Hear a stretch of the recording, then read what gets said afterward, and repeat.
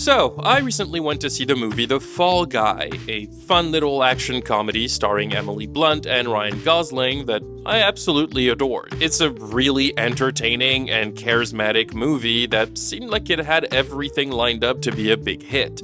And yet, despite incredible reviews, both from critics and audiences, the movie flopped and had a disastrous opening weekend that pretty much solidifies the reality that it will probably lose the studio money, especially given the fact that it had a budget of $150 million.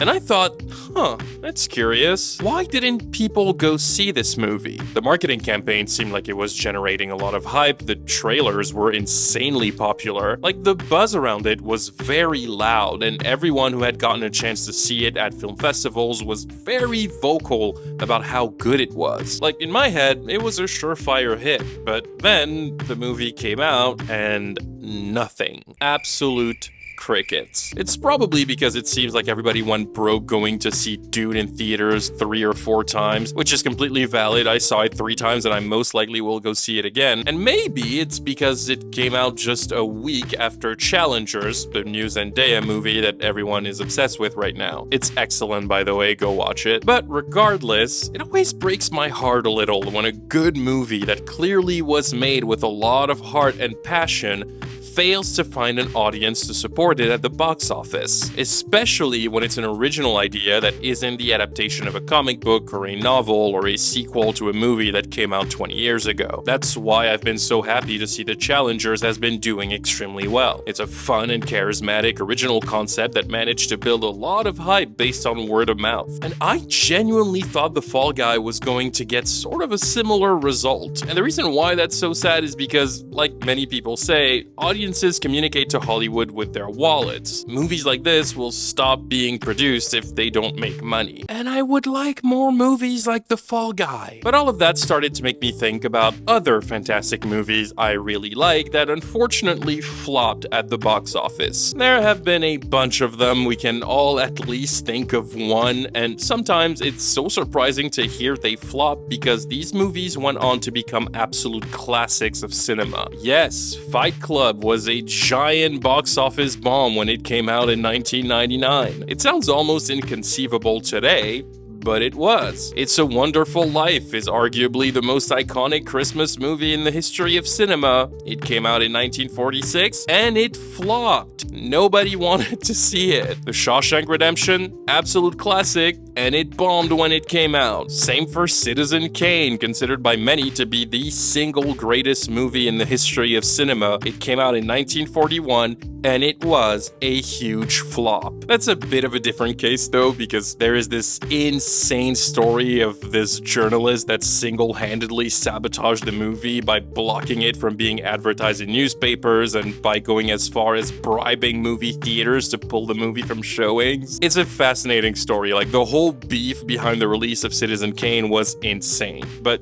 you get the point. And today I want to talk about some of those movies, those absolute gems that deserved way more success than they ended up having. They're movies that particularly marked me because I absolutely loved them, but also because for some of them, the reasons why they flopped despite being great movies are incredibly frustrating to find out. You'll surely know some of those movies, others you've probably never heard about, or you've just forgotten they even existed, but I love them and I think they deserve a spotlight. And hey, if you know of any movies that were commercial failures but deserved way more, feel free to leave them in the comments down below. I'm always on the hunt for a good underrated movie. Also, follow me on Instagram because I love giving little lists of underrated movies and TV shows and even short films. And we just have a lot of fun over there in general. So, with all that in mind, in no particular order, here are my favorite fantastic movies that completely flopped at the box office. Number 1.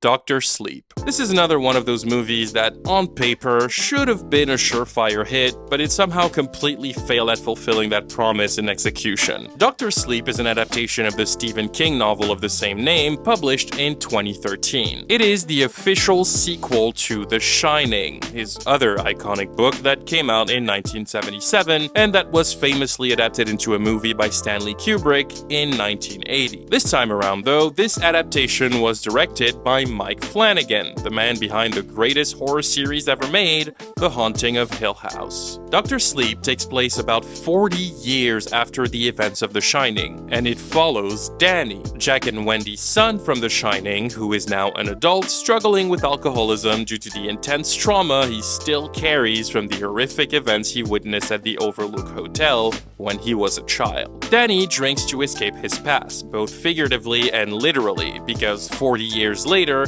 he is still being haunted by the ghosts of the Overlook Hotel who speak to him and want his shining, his supernatural abilities. So he suppresses his abilities by drinking, hoping to find a way to a more peaceful life, but that hope is very quickly destroyed when Danny learns about the existence of a young girl named Abra, who also possesses the Shining. The two form an unexpected psychic link, and soon, Danny and Abra have to band together when they become the target of a mysterious cult known as the True Knot that is led by a terrifying woman named Rose the Hat. Rose is a nearly immortal being who extends her life by stealing the psychic essence of children, and she seeks to torture Danny and Abra and kill them in order to steal their shining and make herself live longer. Despite having some serious hype when it was announced, and even when the trailer came out, it wouldn't be an exaggeration to say that Dr. Sleep crashed and burned at the box office when it was released. It's kind of insane how hard it flopped, and compared to other movies we're going to talk about in this video, the reason for its colossal failure is a bit more difficult to explain. There were some mistakes with the way the movie was handled by Warner Brothers that could sort of explain some of it, but not enough that it would justify this big of a flop. Like, yes, the release date was not exactly ideal. For some reason, Warner Brothers had a banger of a horror movie on their hands, but they decided to release Dr. Sleep a month after Halloween, which is like a giant missed opportunity. And maybe 2019 was the year where people were starting to be a bit burnt out on Stephen King adaptations. I mean, there were 4 of them in 2019 alone. In the Tall Grass, Dr. Sleep, the Pet Sematary remake, and It Chapter 2. Like, that's a lot for one dude. And maybe The Shining doesn't resonate with younger audiences anymore, so there was a lack of care. Regardless of the reason though, that was a very unfortunate downfall to witness. Dr. Sleep is an excellent horror thriller that not only serves as a great sequel to the Shining novel, but also pays homage to the Shining movie in numerous ways. The story is compelling, the performances are absolutely insane. Ewan McGregor gives an incredibly powerful and emotional performance as this broken adult Danny. Rebecca Ferguson is at the top of her game as Rose the Hat, a truly fascinating antagonist that could not have been played by just anyone. Seriously, this is one of the best performances of her career. The movie just bangs. It's creepy, it's thrilling, it's mysterious, and it has a lot of very interesting themes that are tackled in very clever ways. But it bombed in a very noticeable way too, and it's estimated that it lost Warner Brothers around $20 million. Number 2. Kubo and the Two Strings. Kubo and the Two Strings is a stop-motion animated movie directed by Travis Knight that came out in 2016. And I think it might be the most underrated animated film ever made. Produced by the very small Laika Studio, which is mostly known for making Coraline, the movie takes place in ancient Japan and tells the story of Kubo, a young boy who has to go on a dangerous quest to solve the mystery behind his father's death and save his people from a vengeful spirit he accidentally summoned. Armed with a magical instrument that belonged to his mother, Kubo has to face gods and various monsters on his journey to defeat his grandfather, the Moon King, and Washi and Karasu, his mother's evil twin sisters. I saw Kubo and the Two Strings when it came out 8 years ago, and I was just in awe of how incredible it was. It's unbelievably unique, it's creative, the characters are all so well crafted, the lore, the story, everything about it is just so beautiful. It has a vibe that at times did remind me of Coraline, especially in those sequences that embrace a darker tone. Kubo is an incredibly attaching protagonist, and the companions he meets during his journey are also fantastic characters with really compelling backstories, namely Monkey, voiced by Charlize Theron, and Beetle, voiced by Matthew McConaughey. Alright. The movie was largely inspired by the works of Hayao Miyazaki, and you can feel that inspiration in the world building. Kubo and the Two Strings is one of those movies you just hope will do good because it is so original and you can sense the amount of passion that went into making a movie like this. The art style, the emotions, the incredible attention to detail. Like, this movie is a real work of art that deserved all the success in the world. But unfortunately, Kubo was not a success when it came out. In fact, its box office failure was so significant that there started to be fears that Laika Studio would not survive the loss and would have to shut down. Thankfully, that didn't happen, and the movie went on to win a surprising amount of awards. Laika recovered and eventually released a new movie called Missing Link in 2019, which was an even bigger flop. But yeah, despite the recognition it got, the critical acclaim, and the adoration of the few people who have seen it, Kubo and the Two Strings has largely been forgotten since 2016, and I think that is a shame, because I truly believe this movie is special. It deserves to find its cult following, it deserves to be reevaluated and recognized as what it was, which is one of the best animated movies of the 2010s. If you haven't seen Kubo and the Two Strings, I cannot recommend it enough. Number 3. The Suicide Squad. I'm gonna go through this one very quickly because it's probably one of the most famous cases of great movies that flopped, and I am planning on making an entire video on the failure of the DCEU, so I'll keep a lot of details for later. The Suicide Squad is one of the best comic book movies ever made, and its only downfall is the fact that it is a sequel to one of the worst comic book movies ever made, 2016's Suicide Squad. That movie was a total embarrassment that greatly contributed to the huge divide of fans when it comes to the DCEU, and nobody talks about it anymore because it is completely irrelevant. It's also a movie that was notoriously cursed with endless studio interference. And yes, we are once again talking about Warner Brothers. You'll see later in this video, Warner Brothers has a very long history of sabotaging its own films. It's a problem. Anyways, after that fiasco, Warner Brothers still decided to go ahead with a sequel because the first one made money, but they decided to hire a new director, and they chose James Gunn, the director of Guardians of the Galaxy. They trusted him so much that they essentially gave him authorization to do pretty much whatever the fuck he wanted with this movie, and so he decided to use the sequel as a semi-reboot that would be an R-rated action comedy with new characters.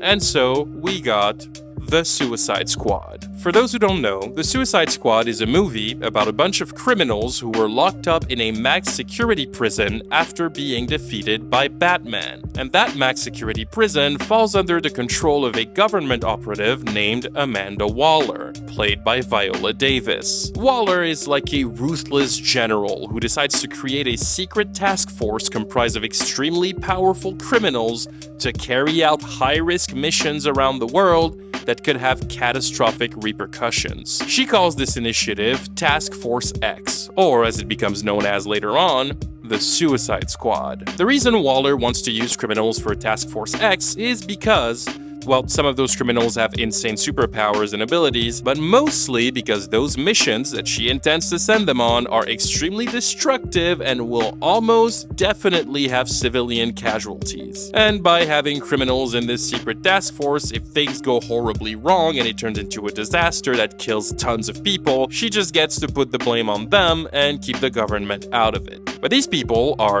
again, dangerous criminals, so she needs a way to control them. And she does that by choosing the criminals she wants on her mission and forcefully implanting a bomb into their heads. Then she gives them an ultimatum. They can either go on this mission and carry it out, and if it goes really well, they will maybe get a reduction on their sentence, or she blows their heads off. Yeah, that's it. There's no real other option. They either do it or they die. Oh, and of course, if one of them was to go rogue during the mission and try to escape, bomb goes off as well. You're dead. Yeah, Amanda Waller doesn't fuck around. Now, the financial failure of the movie comes down to a very specific circumstance, aka COVID. The Suicide Squad was released in the summer of 2021, when theaters were just starting to open up again, and people were still very wary at the idea of going to the movies. Added to that, this was also at the time Warner Brothers had come up with this completely stupid strategy of releasing movies in theaters and on HBO Max on the same day. What the fuck was that? The result? Well, most people didn't go to the theater to see the movie, whether it be people who had been waiting for it for years, fans of James Gunn, or even people who were on the fence about a sequel to one of the worst comic book movies of all time, because they could just watch it at home, meaning it did terrible numbers at the box office, completely failing to recoup its budget and losing the studio tens of millions of dollars. But despite all of that, fans and critics alike praised the movie as one of the best in the DCEU, and deservedly so. Once again, James Gunn proved effortlessly that nobody does it like him, and he managed to make a fantastic movie with the ruins of an absolute disaster that came out 5 years prior. And he did such a great job with it that despite the financial failure of the movie, Warner Brothers gave him the keys to the studio, and he is now the architect of the new DCEU, and he's even directing the next Superman movie. Yep.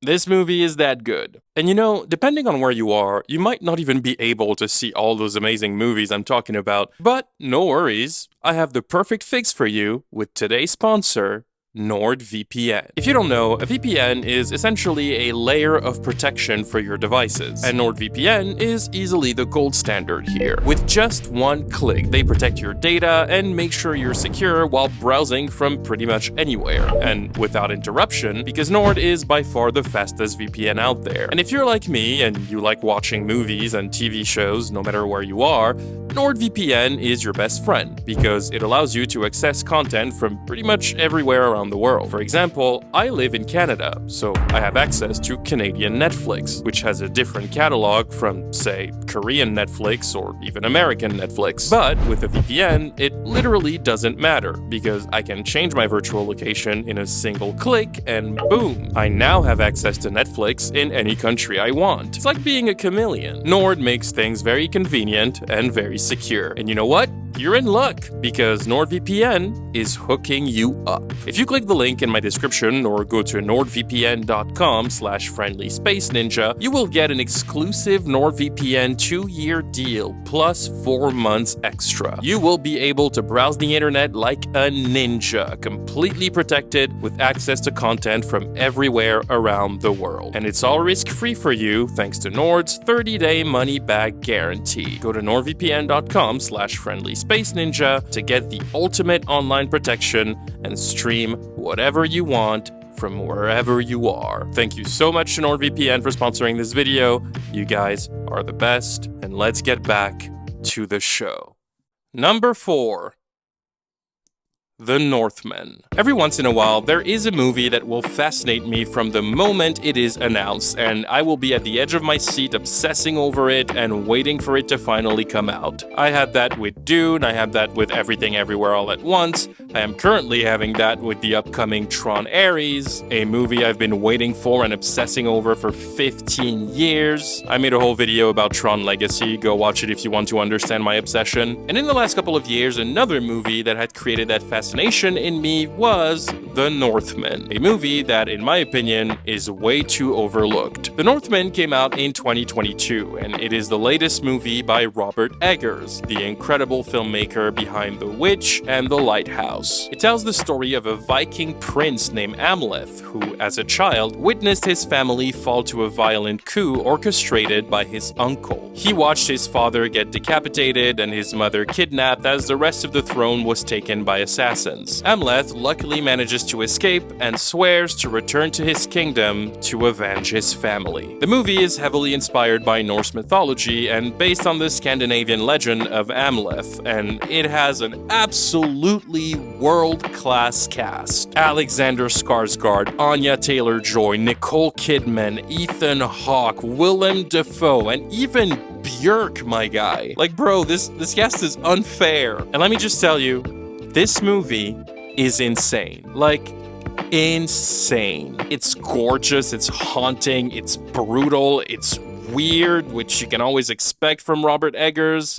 It's a revenge movie with a lot of deeper themes attached to it and a really beautiful depiction of the mythology it is bringing to life. Now, contrary to other movies on this list, I'm actually not sure why The Northman flopped. It didn't have the biggest hype ever. Robert Eggers tends to make movies that don't really reach the mainstream that much, but there was some buzz around it at the time it was coming out. The trailers have like tens of millions of views. I was expecting it to do better, but it just didn't. The movie only grossed about $70 million on a $90 million budget. That's really bad. And it was Robert Eggers' biggest production to date. And after all the acclaim The Lighthouse got, I'm sure the studio expected this to be a bigger hit. But nope. The movie came out, it was ignored by most people, and then it just kind of fell into oblivion. It's barely 2 years old, but nobody seems to remember it. But like, it should be remembered. This movie is incredible on so many levels, I don't even have the words. The cinematography is crazy, the story is crazy, the acting is crazy. Every single person in this movie fucking popped off, my guy. Everybody showed up in maximum effort mode, and if you ask me, The Northman deserves way more recognition than the one it has gotten.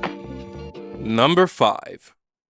The Night of the Hunter. Well, here's a new thing. Correct me if I'm wrong, but I think this might be the oldest piece of media I've ever talked about on the channel. And boy, is it a good one. The Night of the Hunter is a thriller from 1955 about the horrifying story of a religious, fanatic serial killer named Harry, who poses as a preacher as he travels from town to town and murders widows and women who use their sexuality to attract men. When the movie begins, he is arrested by the police for driving a stolen vehicle, and he spends an entire month in prison. While there, he shares a cell with a fallen bank robber who killed 2 people during one of his operations to steal $10,000. He was caught, but not before he managed to hide the money, and he only told his 2 children where to find it. Harry, thinking he could easily steal that $10,000 for himself, tries to make his cellmate tell him where he hid it, but the man keeps his secret and is eventually executed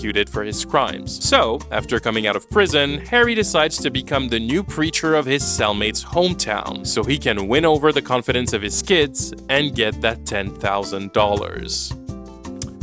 Oh, I should probably mention, $10,000 was an insane amount of money back then. It's about $115,000 in today's money. So like, this is a big deal. So the rest of the movie follows Harry as he infiltrates his cellmate's little hometown, quickly charming everyone and even marrying his widow, as he tries to find a way to get the 2 kids to tell him where their father hid his loot. But things take an increasingly dark turn as people begin to doubt his identity, and Harry finds himself compelled to reveal his true nature to erase every loose end.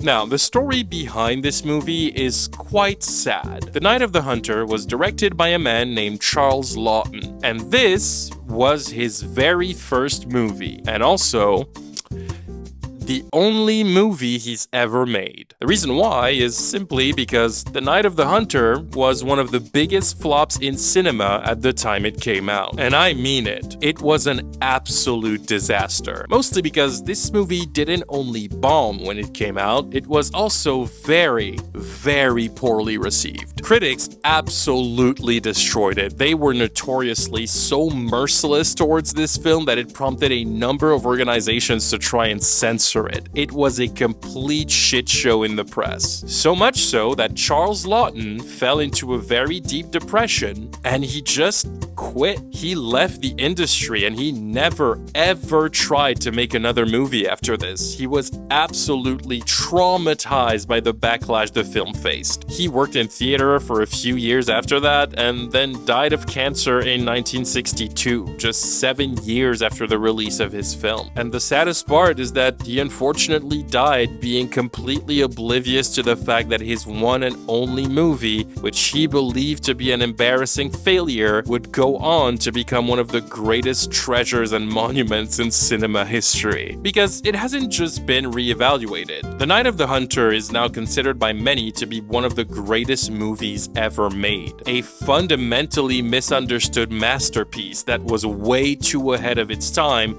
and that was unfairly treated by critics and audiences in 1955. Some of the greatest filmmakers of our time have quoted this movie as one of their biggest inspirations, from Guillermo del Toro to Martin Scorsese. It became a blueprint as an expertly crafted thriller that completely defined an age of cinema. Now, I'm a little late to the party with this one because, in case you didn't know, I wasn't around in 1955, but I did watch this movie like 4 years ago, I think. It was during COVID, and I was just in shock at how much I loved this thing. This movie is fucking awesome. It's a very smart movie that, for the time, was not afraid to tackle some very taboo topics. And not only that, it also has incredible cinematography. Some of the shots in this movie are still gorgeous by today's standards and are easily putting a lot of current directors to shame. The plot is super compelling, it's unsettling, it's intense, the suspense is really strong. Like, the way the tension builds is so incredibly creative. One of my favorite scenes in the movie has to do with a woman waiting on her porch with a shotgun because she knows the killer wants to get into her house. You see her silhouette waiting quietly at night, and you can hear him, the killer, singing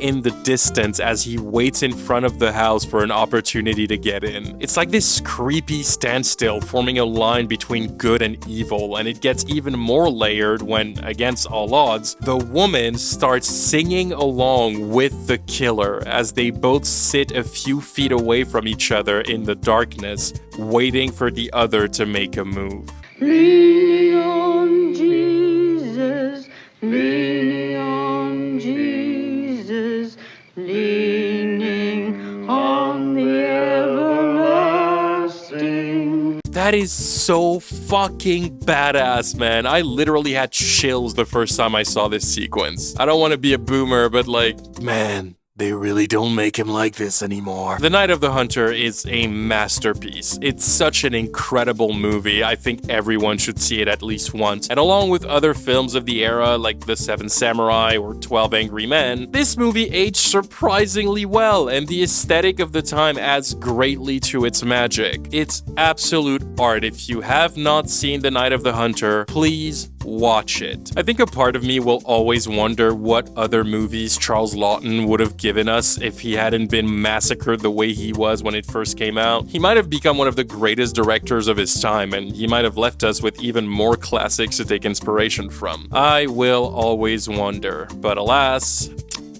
we'll never know. Number 6. Atlantis: The Lost Empire. Atlantis: The Lost Empire is one of my favorite animated films of all time. I think it is fan-fucking-tastic and so incredibly charming. If somehow you've never heard of this movie or you've never seen it, Atlantis: The Lost Empire tells the story of an introverted archaeologist named Milo who works at the Smithsonian in 1914 America. Milo is an incredibly skilled linguist and cartographer, but he has a difficult time being taken seriously by his peers and superiors because Milo firmly believes in the existence of Atlantis, the mythological lost kingdom that supposedly exists underwater and hides a secret civilization that, according to the legend, has access to extremely advanced technology. Milo thinks he may have found the location of Atlantis, and he tries very hard to convince the Smithsonian Institution to fund an expedition to go find it. Nobody really cares to do that, though. The institution is not willing to spend millions of dollars to try and locate an urban legend, but Milo's dream is saved by a very old billionaire who happened to be friends with his grandfather. The old man is currently funding his own expedition to find Atlantis, and he recruits Milo to join his team. Milo accepts, and so he embarks on a crazy adventure to find the Lost Empire. And he does find it, but things do not go the way he expected. Honestly, it feels almost pointless to give a synopsis of Atlantis because everybody knows this movie. And it's weird to say it now because a lot of people definitely consider it to be a classic today, me included. But yeah, Atlantis came out in 2001 and it was a complete failure at the box office. Like, it flopped really hard. At the time, it was said that its failure was due to the fact that the movie opened around the same time as the first Shrek movie and the first Angelina Jolie Tomb Raider film. And just to make things worse, a week after its release, it was completely overshadowed by the release of the first Fast and Furious. So, in other words, the financial disappointment of Atlantis can mostly be chucked up to incredibly bad timing, which was really unfortunate for Disney because the movie cost $100 million to make. In 2001, they were betting big on this movie. They wanted it to be the next big thing. They wanted it to become one of the big Disney tentpoles. And they weren't half-assing it either. They had plans to create an underwater Disneyland attraction based on the movie. And around the time the movie was coming out, they already had a TV spin-off called Team Atlantis in active development. But then, the movie flopped, and Disney opted to immediately cancel all of those plans. The only thing that eventually came out of it was a half-assed direct-to-DVD sequel that came out in 2003, and man, that sucks. Like, a lot. I love Atlantis so much, man. My mother took me to see it in theaters when it first came out, and even 23 years later, it has aged incredibly well, and I'm very glad that the years were kind to it, and that a lot of people now consider it to be a masterpiece that was severely misunderstood when it came out. Because yes, critics were harsh with it in 2001. And you know what? I'm cheating a little, but I'll add another movie to this entry. Treasure Planet, the other big Disney animated film that came out just 1 year after Atlantis and flopped even harder at the box office. I'm pretty sure it actually became one of the biggest financial failures in cinema history. That's how bad it was. This time it was because Disney chose to release it at the same time as Die Another Day, the James Bond movie, and get this, Harry Potter and the Chamber of Secrets.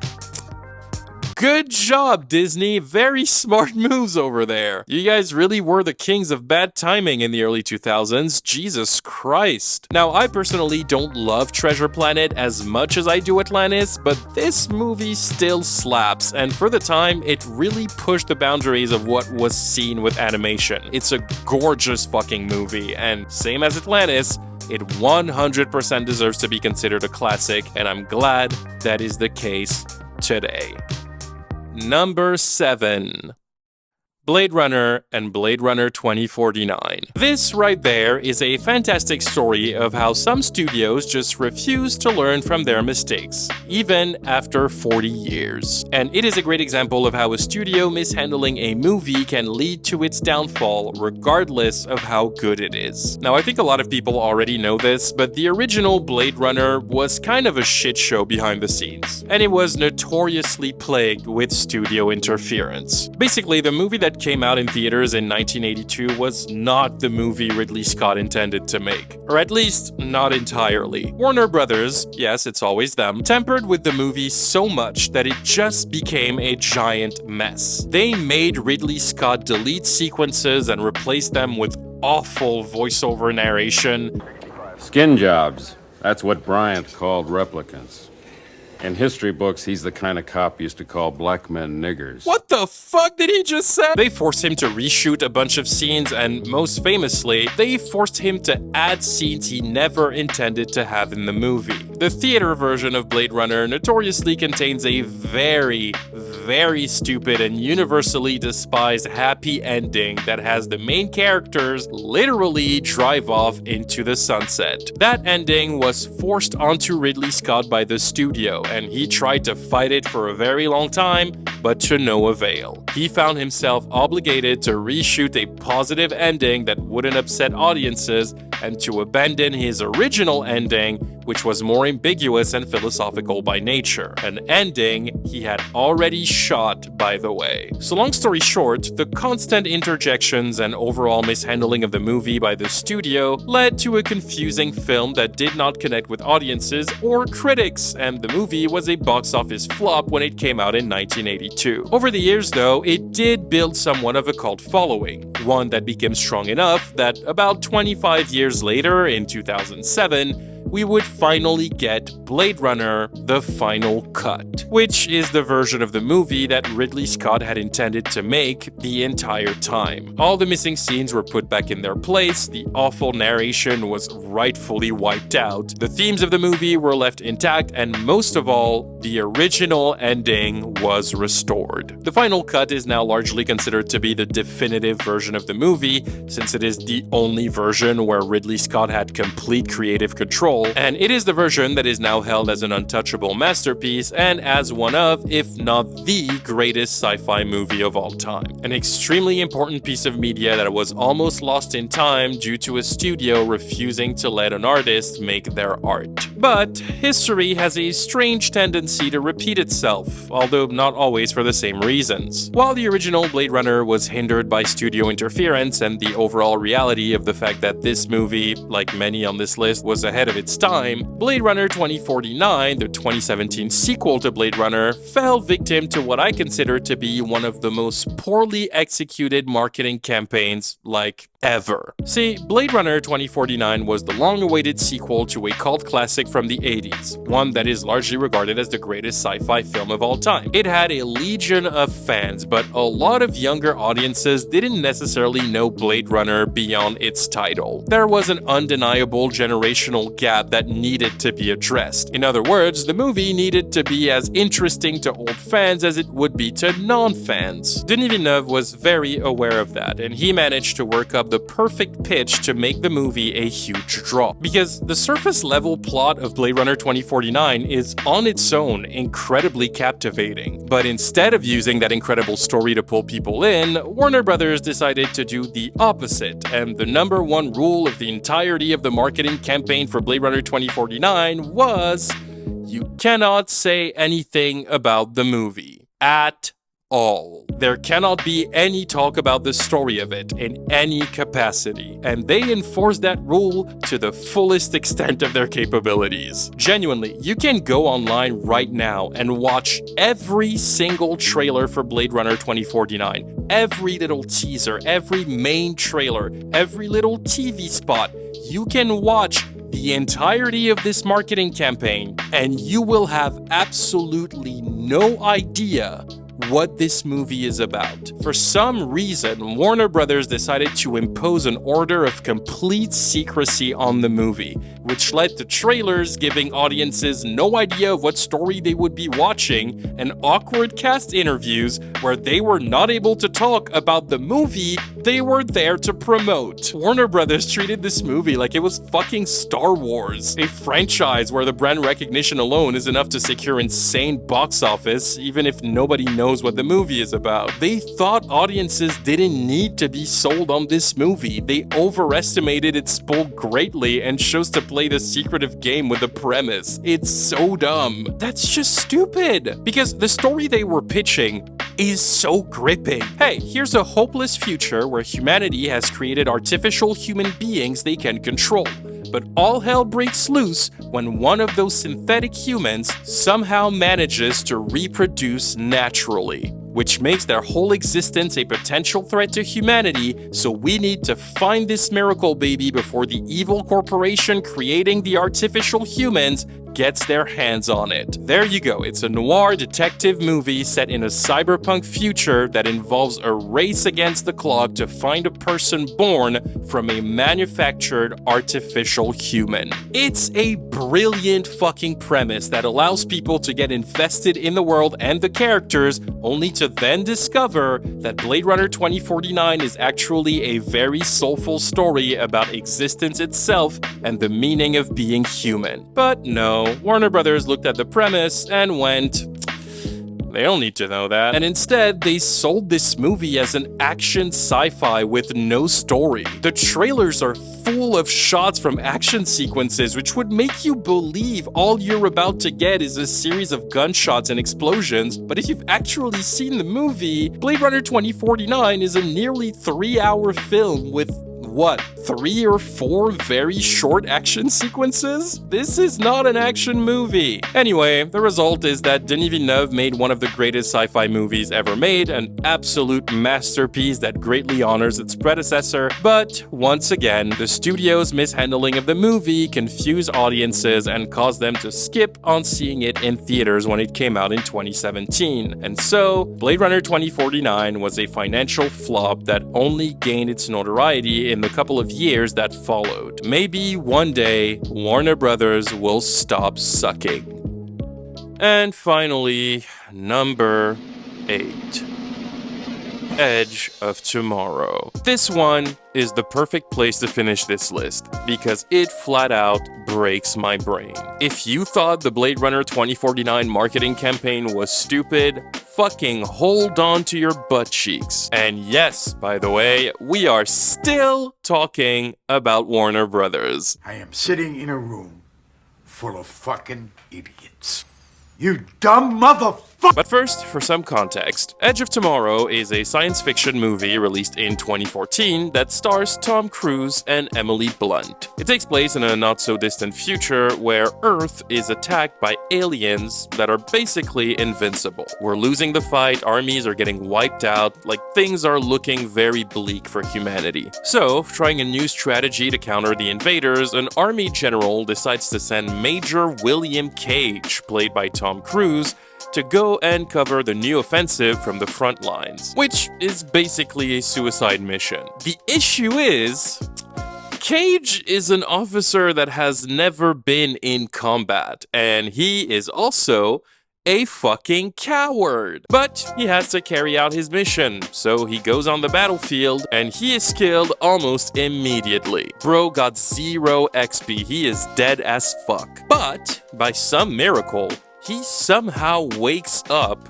right after dying, and he wakes up back in time. More specifically, the morning of the battle. For some unknown reason, Cage is stuck in a Groundhog Day time loop. He is forced to relive that day and to re-experience that battle and his death again and again and again. He has no idea why this is happening, but everything changes when a sergeant named Rita, played by Emily Blunt, notices him. And together, they understand that Cage's infinite time loop might be the way to beat the invaders. The movie is actually really fun, and the character development being driven by this guy having to strategize the same fight over and over again is super entertaining. Each time Tom Cruise has to relive the day and go to battle again, he gets slightly better at it, and he goes from being a coward, literally unable to stand his ground for more than 10 seconds, to basically a combat expert who can blast his way through an army of aliens. And the movie has some fun mysteries to solve, like finding out why Tom Cruise is stuck in this time loop, and how the aliens can be defeated for good. Seeing Tom Cruise, who we're so used to seeing as a badass in movies, playing a cowardly goofball is also really fun, and Emily Blunt just never misses. She's so fucking cool in this role, it's ridiculous, and her character has some very interesting lore. But yeah, despite being an incredibly fun watch, Edge of Tomorrow was completely sabotaged by its idiotic marketing campaign. Just to give you an idea of how poorly handled this campaign was,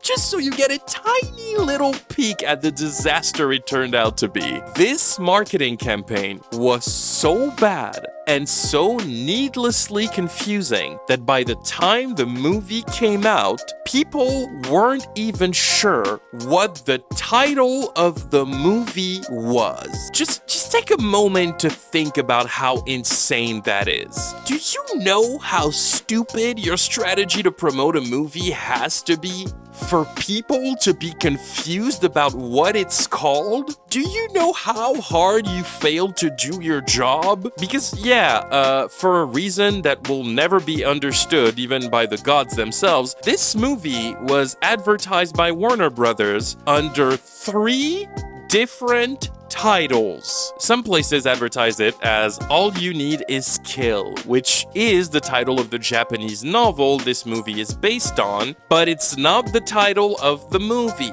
Other places called it Edge of Tomorrow, which ended up being the title of the movie at release, but then somehow another wave of marketing used the title Live, Die, Repeat, which was then scrapped and used as a tagline for the movie.